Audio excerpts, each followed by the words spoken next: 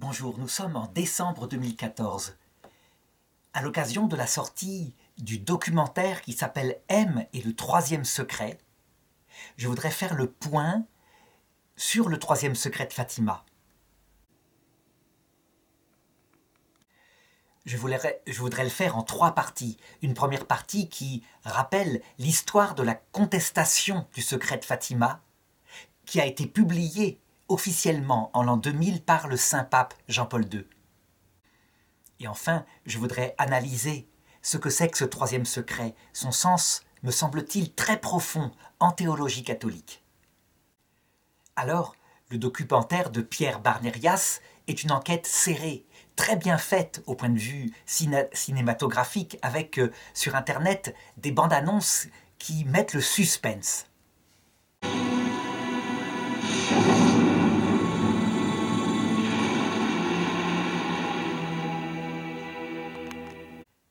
Ces bandes annonces ne donnent pas la solution, ce que trouvera Pierre Barnérias. Et sans avoir vu du tout le film, je voudrais d'abord montrer à quel point il touche à quelque chose qui court dans certains milieux catholiques. Je me rappelle effectivement que dans les années 80 était apparue une nouvelle sensationnelle, à savoir un prêtre qui avait eu accès aux archives du Vatican, avait pu, soi-disant, lire ce troisième secret de Fatima qui n'était pas publié, qui devait théoriquement être publié dans les années 60 par le pape Paul VI, et le pape Paul VI y avait renoncé. Et je me rappelle que ce texte n'avait pas été démenti par le Vatican, n'avait pas non plus été confirmé par le Vatican, mais des bruits couraient, comme quoi le pape Paul VI, lorsqu'il l'avait lu, était devenu tout pâle. En fait, cette publication, ce texte, datait de près de 20 ans. Il avait été publié pour la première fois dans un journal appelé le Neues Europa, un journal allemand qui parlait de l'avenir de l'humanité et qui était signé par L. Heinrich. Et je me rappelle très bien avoir lu, dans ces années 80, une pseudo-interview du pape Jean-Paul II. Je ne sais pas si elle est vraie, mais je l'ai retrouvée sur Internet. Et voilà ce qu'il est dit. Donc le journal dit « Qu'en est-il du troisième secret de Fatima? Ne devait-il pas être divulgué en 1960 ?» Et le pape Jean-Paul II répond « Étant donné la gravité de son contenu, et pour ne pas encourager la puissance mondiale du communisme à accomplir certains gestes, mes prédécesseurs, dans l'office de Pierre, ont diplomatiquement préféré surseoir à sa révélation. D'autre part, à tous les chrétiens, il peut suffire de savoir ceci. » C'est là que je pense maintenant, à 30 ans d'écart, qu'il faudrait vérifier l'authenticité de cette interview. J'imagine difficilement le pape Jean-Paul II dire cela, mais après tout, pourquoi pas? S'il existait un message où il serait écrit que des océans inonderaient des régions entières de la Terre et que, d'un moment à l'autre, périraient des millions d'hommes, est-ce le cas de tant désirer la divulgation d'un tel secret? Beaucoup veulent savoir simplement par curiosité ce qui est périlleux. Si en même temps l'on n'est pas disposé à agir, si on n'est pas persuadé que l'on ne peut rien contre le mal. Voici le remède contre le mal, et le pape Jean-Paul II aurait sorti son chapelet en disant « Priez, priez, et ne demandez rien d'autre, confiez tout le reste à la Mère de Dieu. » Quant au texte publié de ce troisième pseudo-secret de Fatima, le voilà. On peut le trouver actuellement, par exemple, sur des sites qu'on appelle sédévacantistes. C'est une forme de spiritualité dans l'Église qui est apparue, disons, juste avant et pendant le Concile Vatican II et qui affirme qu'actuellement, il n'y aurait pas de vrai pape sur le siège pontifical, mais un imposteur. Le texte, voilà ce qu'il dit. « Ne t'inquiète pas, cher enfant, je suis la Mère de Dieu qui te parle et qui te prie de proclamer en mon nom le message suivant au monde entier. Tu t'attireras, ce faisant, de fortes hostilités. Écoute et retiens bien ce que je vais te dire. » Alors je passe, ce message est très long, je passe les passages, effectivement, qui décrivent des malheurs, des persécutions, et je viens directement à ce qui a été mis en valeur dans ces sites sédévacantistes. L'ordre ne règne plus nulle part. Même aux postes les plus élevés, c'est Satan qui gouverne et décide de la marche des affaires. il saura même s'introduire jusqu'au plus haut sommet de l'Église.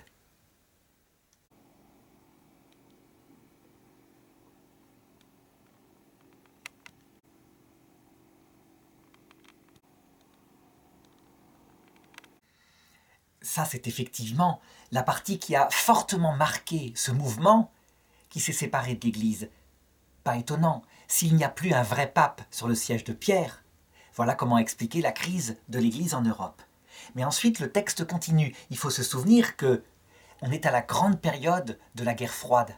Et c'est vrai que à cette époque-là, j'avais autour de 17-20 ans, on pensait vraiment que ça se terminerait par une guerre mondiale. On était un petit peu, en Europe, au-dessus des deux puissances, qu'allaient s'envoyer les fusées qui passeraient au-dessus de nous pour s'autodétruire.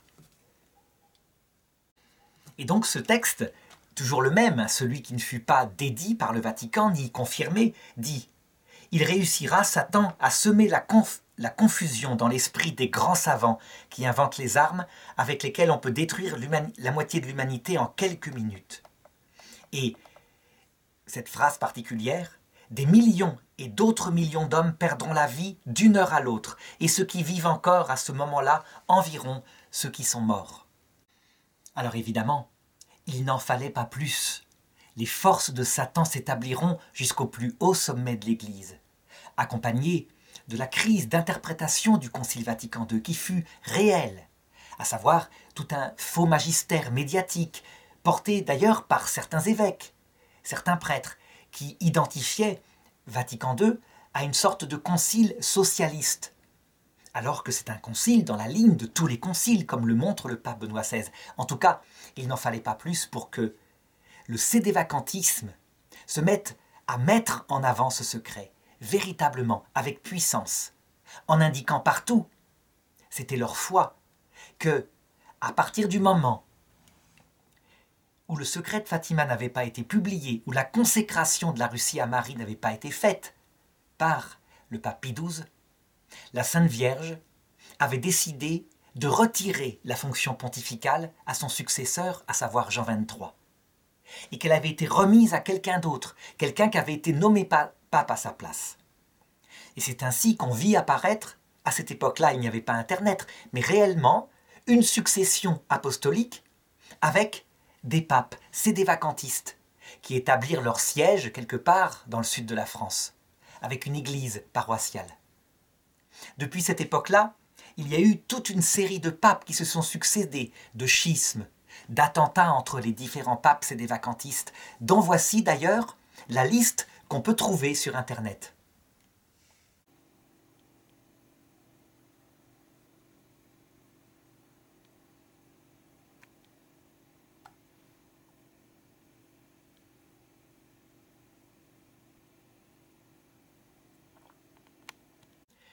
On le voit, c'est donc une toute petite église, divisée elle-même en chapelles en fonction des autorités.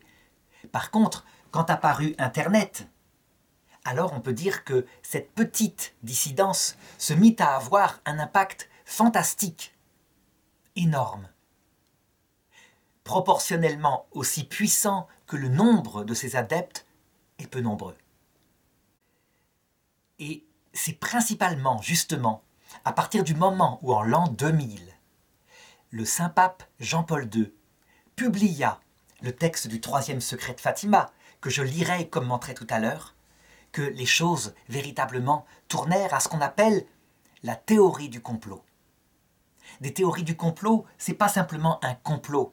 La théorie du complot, c'est un complot vaste, impliquant des milliers de personnes, et qui pourtant marcherait parce que personne ne parlerait à cause des menaces de mort, etc.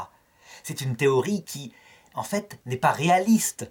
On sait très bien que si on veut faire un hold-up, il ne faut pas être plus de 3 et même pas en parler à sa femme. Donc une théorie du complot avec des milliers de prêtres qui participeraient, avec des exactions, c'est quelque chose d'impossible. Toujours est-il qu'elle s'établit malgré tout. Et voilà comment elle s'établit. Si le pape Jean-Paul II proclame un troisième secret de Fatima, qui n'a rien à voir avec celui-ci, qui annonce la présence de Satan au sommet de l'Église. C'est donc que le pape Jean-Paul II, disent les sédévacantistes, est quelqu'un qui est avec l'Antéchrist. Et c'est ainsi que commencèrent à s'établir les théories du pape Jean-Paul II, franc-maçon, voire même Illuminati. Ça, c'est quelque chose de récent. Ça date du Da Vinci Code. La mise en avant de ce groupement très petit, d'une dizaine de membres, qui depuis des siècles tirerait les ficelles d'une franc-maçonnerie athée, plus ou moins, tandis que eux auraient fait un pacte avec Lucifer. Et donc forcément, ils se seraient emparés du siège du Vatican, et alors on tombe véritablement dans ce qu'on voit dans le Da Vinci Code, des services secrets du Vatican, envoyés par Jean-Paul II. Une sœur Lucie, voyante de Fatima, extrêmement gênante, parce que, à un moment donné, lorsqu'une première consécration de la Russie est faite par le pape Jean-Paul II, où il ne fait pas exactement selon la forme, elle dénonce en disant « La Vierge veut une consécration de la Russie à son cœur immaculé ». Le pape Jean-Paul II la refait, mais pas tout à fait non plus selon la forme demandée. Et donc, puisque à un moment donné, elle dit « Le ciel a tout de même accepté cette deuxième consécration, où tous les évêques se sont unis, qu'eut lieu, je dirais, 3 ou 4 ans avant la chute du communisme. » Et donc, dans la théorie sédévacantistes, on eut cette fois la preuve que la lucide Fatima qui avait dit cela était donc du complot. Et donc que ce n'était pas la vraie lucide Fatima. Et sortir sur Internet un montage photographique qui la montrait à 17 ans. Et ensuite, une autre photo qui la montrait à près de 80 ans. Et c'était pas la même femme. On avait des preuves, c'était pas la même forme de mâchoire. Je me rappelle quand apparurent ce genre de photos. Sœur Lucie demanda à l'évêque un écrit formel de l'ordre. Au début, j'avais cru à un canular. C'est vrai qu'une jeune fille et une femme devenue âgée, c'est pas la même chose. Et donc, pour m'amuser, je me contentais de répondre sur Internet à cette immense théorie du complot en mettant les photos d'une femme bien connue qui ne pouvait pas être la même, à savoir Brigitte Bardot à 20 ans et Brigitte Bardot à 80 ans. Alors, je pensais sincèrement que cette image, qui finalement implique plein de respect, nous vieillissons tous, nous sommes différents, jeunes et vieux, suffirait à montrer, je dirais, l'absurdité de cette preuve d'un enlèvement de Lucie de Fatima. Bien au contraire. À ce moment-là, forcément, puisqu'il s'agit d'une théorie du complot, eh bien moi-même et d'autres personnes furent intégrés dans le complot. On peut dire que, à partir de là, s'élabora véritablement la théorie suivante. Donc, à partir de Jean 23, l'Église aurait été saisie à son sommet, sur la place du siège de Pierre, l'abomination de la désolation, comme dit l'Écriture, donc un faux pape, mené par des francs-maçons, mené par un complot venant de Satan. Et une succession de faux papes qui d'ailleurs mettaient en avant des valeurs de type franc-maçonne comme les droits de l'homme. Les droits de l'homme, en fait, il faut bien préciser, ce sont des valeurs chrétiennes qui simplement, lorsqu'elles sont exaltées contre les droits de Dieu, deviennent des valeurs humanistes sans Dieu. Pour bien prouver que ce sont des valeurs chrétiennes, il faut se souvenir de l'apparition reconnue par l'Église de Kibeo au Rwanda, où la Vierge, quand elle annonce le génocide qui eut lieu en 1994, s'en prend fermement aux dirigeants du Rwanda en disant « Souvenez-vous des droits de l'homme ». C'est à l'époque où Jean-Paul II est pape et où il parle des droits de l'homme. Donc, se référer aux droits de l'homme pour dire que Jean-Paul II est un pape franc-maçon, ça serait dire que la Vierge de Kibeo, qui fait prier le chapelet, serait du complot. C'est aberrant.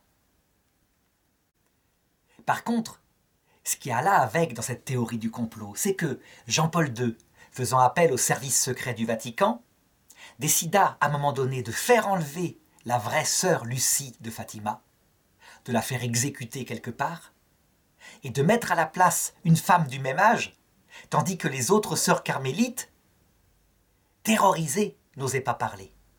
Et donc apparut publiquement cette fausse sœur Lucie. Voilà où on en arriva. Alors, évidemment, si cette position sédévacantiste conduit à une aberrante théorie du complot, je voudrais maintenant faire une petite remarque théologique. Quand la Vierge Marie à Fatima, si elle disait, ailleurs comme à la Salette, que les fumées de Satan monteraient jusqu'au plus haut sommet de l'Église, ça peut se produire. C'est arrivé avec Jésus. Dans ses plus proches compagnons, l'un d'entre eux, Judas, fut pris par Satan. C'est clair. Mais si ça peut arriver, cette chose-là, il y a une chose, un ministère qui, dogmatiquement, est protégé. Tant qu'il y aura un homme, quel que soit cet homme-là, je dirais, sa morale personnelle, son intelligence ne compte pas. Tant qu'il y aura un homme élu par des évêques, des cardinaux en l'occurrence, sur le siège de Pierre, pour prendre la succession de Pierre, tant que ça arrivera, jamais, jamais, sur un point précis, à savoir la proclamation officielle du siège de Pierre, du dogme de la foi, ça veut dire la vérité universelle du salut. C'est le terme exact que dit le dogme du Concile Vatican I, repris par le Concile Vatican II. Jamais cet homme-là ne pourra faillir en proclamant ce qu'il faut croire. C'est comme ça. Ça ne vient pas du pape. La personne du pape n'est pas en jeu. Ça vient de la pierre angulaire qui a fondé Simon et qui a changé son nom pour l'appeler Pierre, à savoir Jésus-Christ. Il a prié explicitement et a dit « Satan a voulu te passer au crible comme on passe le froment, mais moi j'ai prié pour toi, afin que ta foi ne défaille pas. Quand tu seras revenu de ton triple reniement, confirme tes frères dans la foi. » À partir de ce texte et du suivant où Jésus annonce que Pierre reniera 3 fois, l'Église a compris que c'était un charisme indépendamment de la sainteté du pape. Il y a une protection absolument certaine sur ce point-là. Donc je dirais, parce que les papes ont été légitimement élus depuis toujours, eh bien, le pape Paul VI, le pape Jean-Paul II, le pape Benoît XVI, le pape François, sont charismatiquement protégés sous ce rapport-là, quel qu'il soit. C'est une certitude absolue, donc la théorie sédévacantistes est absolument, je dirais, contre la foi catholique proclamée, ce qu'on appelle une hérésie au sens fort. Ceci étant posé, ça n'empêche pas que, comme pasteurs, dans des actes pratiques, les papes ne sont pas infaillibles du tout. C'est uniquement la doctrine universelle. Donc, est-ce qu'on pourrait dire que le pape Jean-Paul II aurait pu publiquement publier en l'an 2000, à l'occasion du jubilé des 2000 ans de la naissance de Jésus, un faux secret de Fatima? C'est ce que disent les sédévacantistes. Et c'est logique, puisqu'ils disent que c'est un faux pape, donc en conséquence il ne peut que mentir. Mais ceux qui regardent Jean-Paul II, vraiment, qui savent qu'il a été canonisé, et la canonisation, elle est fondée aussi, non seulement sur l'observation de sa vie, mais sur un miracle venant de Dieu qui confirme la volonté de Dieu. Elle engage donc l'infaillibilité de l'Église, disait le cardinal Ratzinger dans le motu proprio ad tuendam fidem. Est-ce que le pape Jean-Paul II pourrait avoir menti? On voit bien qu'il y a un problème. Considérer un tel mensonge, c'est, je dirais, intenable. Alors les sédévacantistes opposent à ça l'idée que le secret de Fatima, publié, serait absolument inutile, qu'il n'aurait qu'un contenu superficiel, pas du tout comme les 2 premiers secrets qui annoncent la fin de la Première Guerre mondiale, la venue de la Seconde Guerre mondiale et la guerre froide avec le communisme. Ce serait quelque chose de secondaire. Eh bien, voici le texte du 3e secret de Fatima. On va voir s'il est secondaire.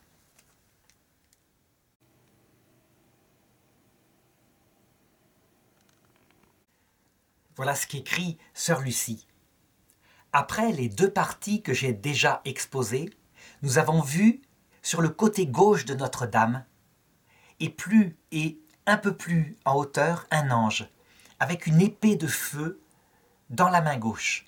Elle scintillait et émettait des flammes qui, semblait-il, devaient incendier le monde. Mais elle s'éteignait au contact de la splendeur qui émanait de la main droite de Notre-Dame, en direction de lui. L'ange, indiquant la terre avec sa main droite, dit d'une voix forte « Pénitence, pénitence, pénitence !» Et nous vîmes dans une lumière immense qui est Dieu, quelque chose de semblable à la manière dont se voient les personnes dans un miroir quand elles passent devant, à un évêque vêtu de blanc, et nous avons eu le pressentiment que c'était le Saint-Père. Nous vîmes divers autres évêques, prêtres, religieux et religieuses, montés sur une montagne escarpée, au sommet de laquelle il y avait une grande croix en tronc brut, comme s'ils étaient en chêne-liège, avec leur écorce.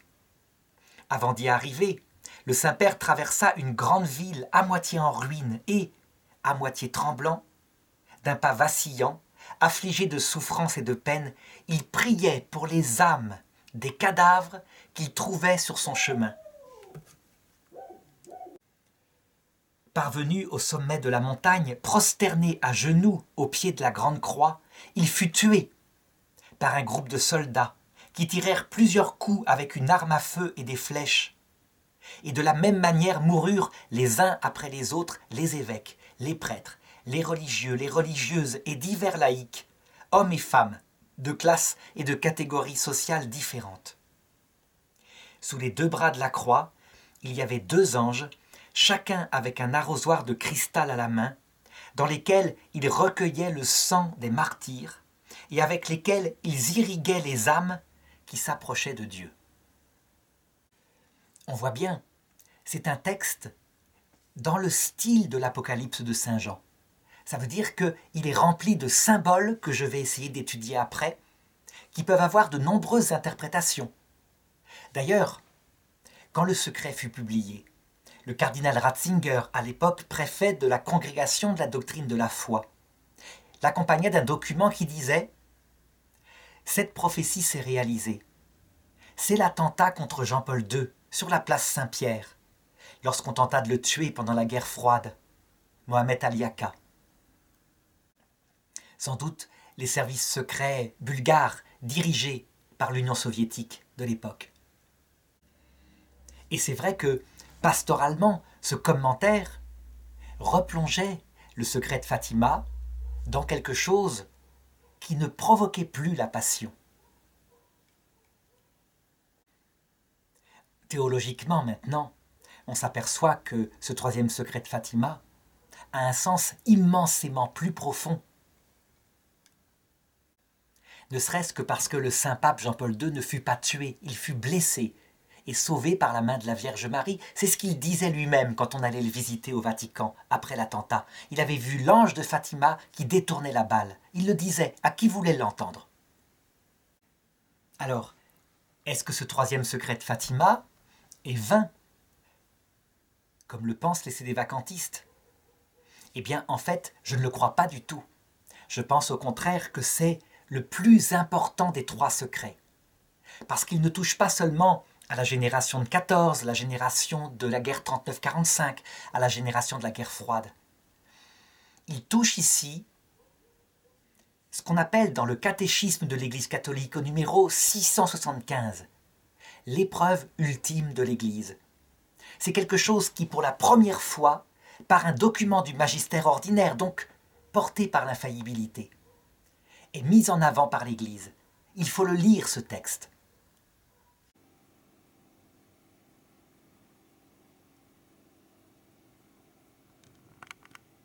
Alors certes, il est écrit selon le style théologique qui n'est pas facile, et donc je vais essayer de le simplifier après, juste en lire quelques phrases pour qu'on voit de quoi il parle.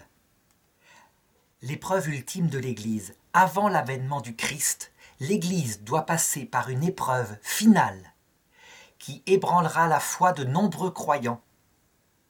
La persécution qui accompagne son pèlerinage sur terre dévoilera le mystère de l'iniquité sous forme d'une imposture religieuse apportant aux hommes une solution apparente au problème au prix de l'apostasie de la vérité.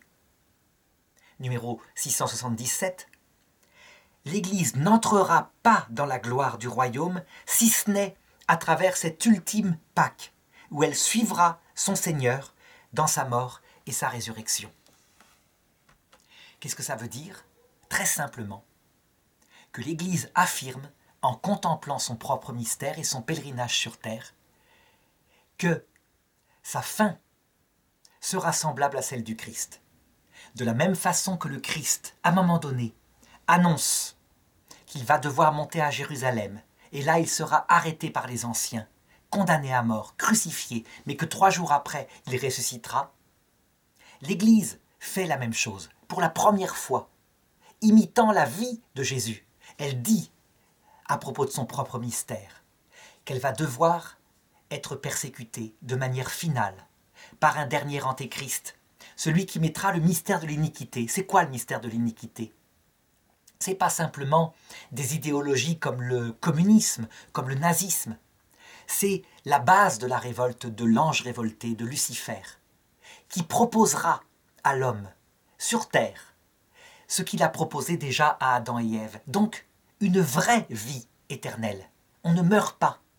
Il y a une vie après la mort, qui sera donnée à ceux qui choisissent eux-mêmes, individuellement, comme des hommes debout, le bien et le mal. Et Dieu, le faux Dieu selon Lucifer, n'aime pas ça, parce qu'il veut dominer l'homme.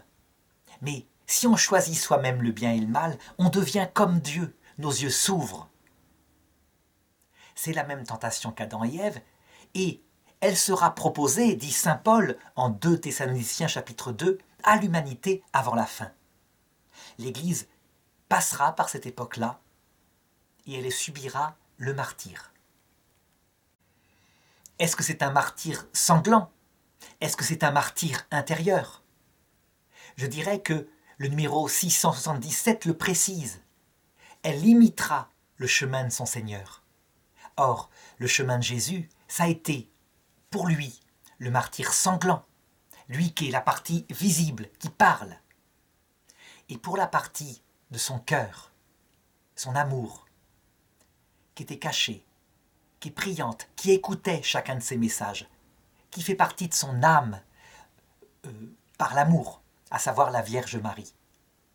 Pour cette partie, ce fut un martyr non sanglant, un martyr intérieur, un martyr en s'unissant par sa compassion à la croix à ce que vivait le Christ, en le vivant, en ne jamais doutant le samedi saint, et en sachant le dimanche matin que le Christ était ressuscité, sans même avoir besoin d'aller au tombeau, parce qu'elle y croyait.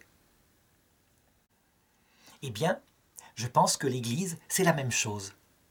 Il y a une partie d'elle-même qui témoignera, visiblement, par un martyr sanglant, devant le monde entier.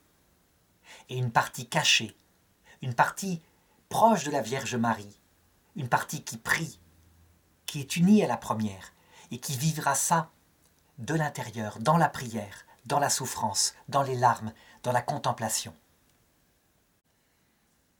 On pourrait dire, mais c'est une nouvelle doctrine que l'Église donne ici dans le catéchisme de l'Église catholique à ce numéro 676.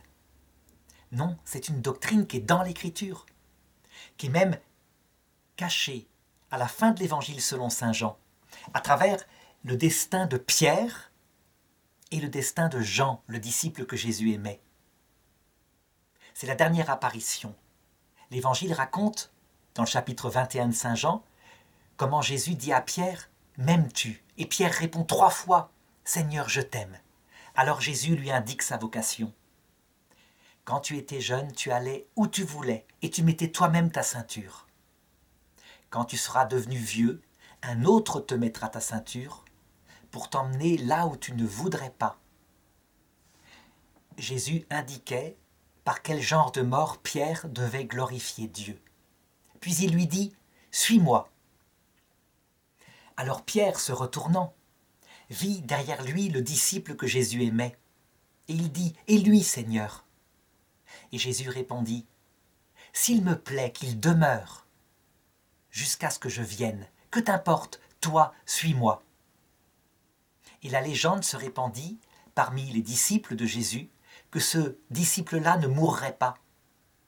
Mais Jésus n'avait pas dit « Il ne mourra pas ». Il avait dit « S'il me plaît qu'il demeure jusqu'à ce que je vienne, toi suis-moi. » Voilà le texte exact. Il est bien évident que ce texte s'est réalisé matériellement pour le destin individuel de Pierre, qui a été crucifié à Rome, la tête en bas, qui a essayé de fuir son martyre, alors que lui, quand il était jeune, il dirigeait l'Église, son ombre guérissait les malades, les anges venaient le sortir de prison. Vers la fin, à Rome, il était un pauvre homme, qui a essayé de sauver sa vie, et le Christ l'a ramené à sa vocation en lui apparaissant. Jean, quant à lui, il a accompagné la Vierge Marie, il a écouté ses confidences, il lui apportait l'Eucharistie, il était son prêtre, il a habité à Éphèse en Grèce. Il a eu la révélation de l'Apocalypse, il a écrit son évangile et il est mort dans son lit. En fait, on pourrait dire plutôt que de dire qu'il est mort dans son lit, qu'un jour, alors qu'il dormait, le Christ est revenu dans sa gloire le chercher. Il l'a vu, il est sorti de ce corps de vieillard et il l'a suivi dans la vie éternelle. Eh bien, sous la figure de Pierre et de Jean, est annoncé ce qui se passera à la fin du monde. Un martyr visible pour la partie représentée par Pierre, le pape, les évêques, les prêtres, et un martyr intérieur, un accompagnement spirituel profond par des personnes qui comprendront ce qui se passera avec le Christ, symbolisé par Jean, le disciple que Jésus aimait dans l'Évangile.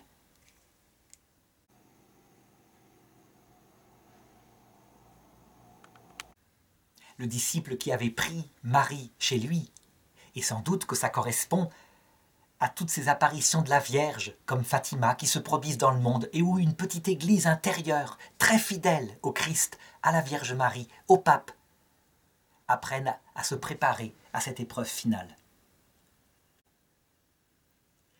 Alors ceci étant dit, eh bien revenons-en au texte du troisième secret de Fatima. Est-ce qu'il est secondaire, superficiel, comme le disent les sédévacantistes ? Bien sûr que non. Il touche au mystère même de cette épreuve finale de l'Église. Il le révèle avec des détails extraordinaires, sous forme apocalyptique donc, un texte symbolique dont je vais donner quelques petites clés d'interprétation. C'est très facile, il suffit de connaître comment on interprète habituellement les textes du genre littéraire apocalyptique. Donc, le secret dit, nous avons vu sur le côté gauche de Notre-Dame, un peu plus en hauteur, un ange avec une épée de feu dans la main gauche. Elle scintillait et émettait des flammes qui semblaient devoir incendier le monde, mais elle s'éteignait au contact de la splendeur qui émanait de la main droite de Notre-Dame en direction de lui. Qu'est-ce que c'est que cet ange qui tient une épée dans la main gauche ? En fait, cet ange, c'est le Christ. Dans ses apparitions sans arrêt, et d'abord à la Salette, la Vierge dit « Je ne peux plus retenir le bras de mon fils. Si vous ne vous convertissez pas, une sanction va tomber. » La main gauche, c'est la main qui sanctionne, qui donne la fessée. La main droite de la Vierge Marie, c'est son cœur maternel, qui, comme une maman, veut repousser la sanction, absolument, et qui pourtant sait bien que ce qui compte, c'est le salut éternel de ses enfants qui sont sur terre, donc que parfois, on ne peut pas repousser la sanction quand ils se comportent trop mal. En fait, le ciel, la Vierge Marie et Jésus unis, c'est comme l'homme et la femme, le père et la mère. La mère plus du côté de ce qui est modéré et doux pour amener à la vie éternelle, et le père qui n'hésite pas, s'il le faut, par amour, à mettre une sanction qui, en frappant les corps, sauve les âmes. Et donc, visiblement, ça décrit une discussion, un débat sur la quantité de souffrance extérieure et la quantité de miséricorde par rapport aux péchés commis par les hommes sur terre. Et ainsi, le texte continue en disant « Mais ces flammes de son épée s'éteignaient au contact de la splendeur qui émanait de la main droite de Notre-Dame en direction de l'ange. » Quand on lit ce troisième secret, à la lumière des deux autres qui parlent de deux guerres sanglantes, la guerre 14, qui a, je dirais, cassé l'orgueil des hommes en Europe, la guerre 39-45 qui a achevé de faire que les hommes en Europe et dans le monde ne croient plus en la droiture de l'humanité, quand on est allé jusque-là. Donc, qui a façonné un homme qui doute de lui, un homme parfois au cœur tellement brisé que ça va trop loin, peut-être, dans le dénigrement de soi-même. Il n'empêche que, en comparant à l'orgueil d'avant, quand l'Europe conquérait le monde entier pour y mettre sa propre pensée, quel cheminement! Eh bien, en considérant ces deux secrets, on peut se dire que le Christ, pour sauver les âmes de ses enfants, a pensé, peut-être effectivement, laisser faire la haine et une troisième guerre mondiale. Un peu comme à Kibéo, au Rwanda, où la Vierge dit pareil, pénitence, pénitence, pénitence, et les gens n'écoutent pas. Et 12 ans plus tard arrive le génocide, 800 000 morts en 100 jours, qui sont dus à la méchanceté des hommes. Mais la Vierge a laissé faire. Alors que, disposant, étant avec Dieu, de toute la puissance de Dieu, elle pouvait arrêter. Mais sans doute qu'elle estimait que là, elle ne pouvait pas arrêter sans qu'il y ait plus de pertes pour la vie éternelle. Tellement le cœur de l'homme s'exaltait dans l'orgueil et la méchanceté qui ne se voient pas. Donc on peut penser que une troisième guerre mondiale, la fameuse guerre nucléaire, était une hypothèse, mais que cette consécration du monde au cœur de Marie, qui fut agréée, puisque Jean-Paul II la prononça, et que, quelques années plus tard, d'un seul coup, cet empire du communisme s'écroula sans un seul mort, d'un coup, comme cela. Et que la Russie, officiellement comme peuple, redevint chrétienne, orthodoxe, reconstruit ses églises qui avaient été ravagées par le communisme athée. Donc, véritablement, le deuxième secret de Fatima se réalisa. Eh bien, on peut penser que la Vierge Marie obtint que cette troisième guerre n'ait pas lieu, mais que, en échange, le sacrifice suivant est annoncé. Le texte du troisième secret continue. Nous vîmes divers évêques, prêtres, religieux, religieuses, donc ça c'est l'église visible, ce qui se voit extérieurement, monter sur une montagne escarpée. Ça veut dire, comme le Golgotha, les gens vont voir cette scène-là extérieurement. C'est pas seulement quelque chose de vécu à l'intérieur, comme la souffrance de Marie à la croix. Au sommet de laquelle il y avait une grande croix en tronc brut, comme s'ils étaient en chêne-liège avec leur écorce. Ça fait penser au Golgotha. Avant d'arriver, le Saint-Père traversa une grande ville, à moitié en ruine, et, à moitié tremblant, d'un pas vacillant, affligé de souffrance et de peine, il priait pour les âmes des cadavres qu'il trouvait sur son chemin. Les âmes des cadavres qu'il trouvait sur son chemin, ce sont en fait les âmes des personnes humaines qui vivent sur Terre, bien vivantes dans leur corps biologique, et qui sont mortes dans leur âme, séparées de la grâce de Dieu, qui ne vivent que des valeurs du monde, les plaisirs, les honneurs, l'argent.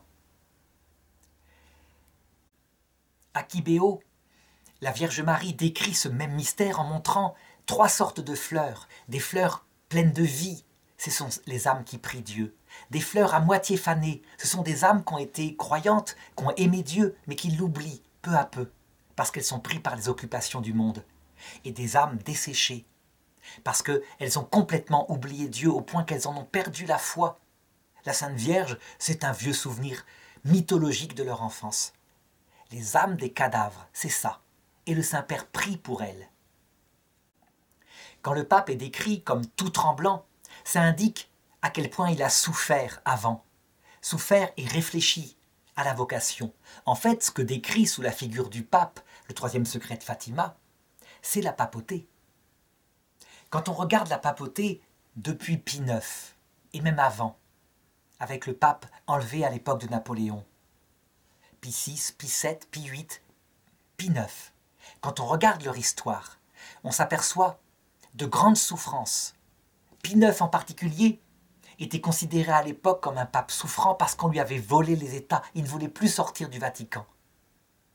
Le pape Benoît XV, qui essaye d'arrêter la guerre 14 et qui est méprisé par l'Europe, au point qu'il mourra sans plus aucun impact. Le pape Jean-Paul II qui redonne de l'espoir à l'Église et que son attentat va mettre face à la souffrance, qui va réfléchir profondément au mystère du mal, de ce XXe siècle, qui donne une papauté tout à fait différente. C'est plus la gloire de l'Église, gloire terrestre. C'est la recherche du Christ, la gloire de l'humilité, la gloire du crucifié. Ce pape est tout tremblant. Il parle humblement. Et le texte continue. Parvenu au sommet de la montagne, prosterné à genoux au pied de la grande croix, ce qui indique l'acquisition d'un cœur humble. Le pape est à genoux, le pape est devenu humble, à l'image de Saint Pierre, qui demande humblement qu'on le crucifie la tête en bas parce qu'il a trahi son Seigneur. Il fut tué par un groupe de soldats qui tirèrent plusieurs coups avec une arme à feu et des flèches, et de la même manière moururent les uns après les autres les évêques, les prêtres, les religieux, les religieuses et divers laïcs. Une arme à feu et des flèches, ça veut dire toutes les techniques nouvelles et toutes les techniques anciennes. Mais là, ce sont des techniques pour détruire une église visible. Est-ce qu'il faut parler d'un martyr sanglant au sens propre ? Peut-être pas, mais en tout cas une disparition, d'une façon ou d'une autre. Pour ma part, je penche plutôt pour un martyr sanglant, réel, à la fin. Quand on voit, je dirais, les retournements des foules, parfois, la haine qui peut apparaître et qui fait que l'homme tue, pourquoi pas ? Ce qui est sûr, par contre, c'est que si un pape est tué, la papauté n'est pas tuée. Or, les annonces de la fin du monde indiquent explicitement, dans le discours, par exemple, dans Matthieu chapitre 24, « Quand vous verrez l'abomination de la désolation dans le temple saint, dont a parlé le prophète Daniel. » En allant voir le texte de Daniel, on voit la description. C'est la fin du sacrifice perpétuel. Appliqué au christianisme, c'est la fin de la messe. C'est donc, si c'est la fin de la messe, la fin du sacerdoce. Si c'est la fin du sacerdoce, ça veut dire la perte de la succession apostolique. Si c'est la perte de la succession apostolique, ça veut dire donc la disparition physique du dernier évêque. Actuellement, en 2014, où je fais cette vidéo, on voit bien que c'est impossible. Les nations sont divisées en plein de nations. Il y aurait toujours quelque part un évêque qui subsisterait, ayant reçu l'ordination d'un autre évêque.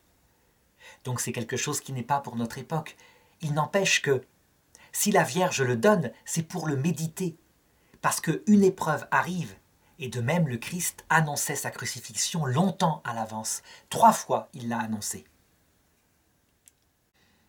Et le troisième secret se termine comme ça. Sous les 2 bras de la croix, il y avait 2 anges, chacun avec un arrosoir de cristal à la main, dans laquelle ils recueillaient le sang des martyrs et avec lequel ils irriguaient les âmes qui s'approchaient de Dieu. Qu'est-ce que ça signifie ? Eh bien, que de la même façon que le Christ, en mourant sur la croix, a fait toutes choses nouvelles et a sauvé l'humanité, il semble que le Christ attende de son Église chérie, à travers la personne de ceux qui sont les ministères, les successeurs des apôtres, ce martyr final, qui, en donnant leur vie, portés par une forte et profonde spiritualité, obtiendront le salut de l'humanité, à savoir le retour du Christ.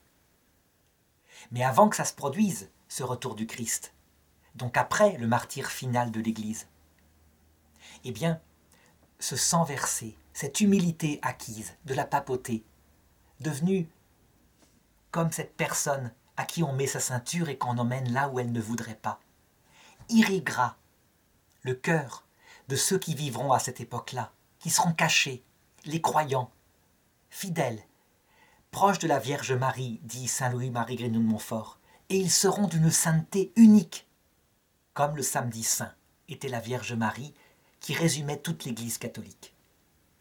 Voilà, je m'arrête là. Et donc, pas la peine de commenter davantage pour dire que penser qu'il y a une théorie du complot dans la publication de ce grand secret par Saint Jean-Paul II en 2000, c'est évidemment passer à côté du mystère le plus profond révélé en cette période. C'est ne rien comprendre à ce que l'Esprit Saint est en train de faire à son Église, comment il la rend humble, peu à peu, à travers les épreuves, pour l'amener au même chemin que le Christ.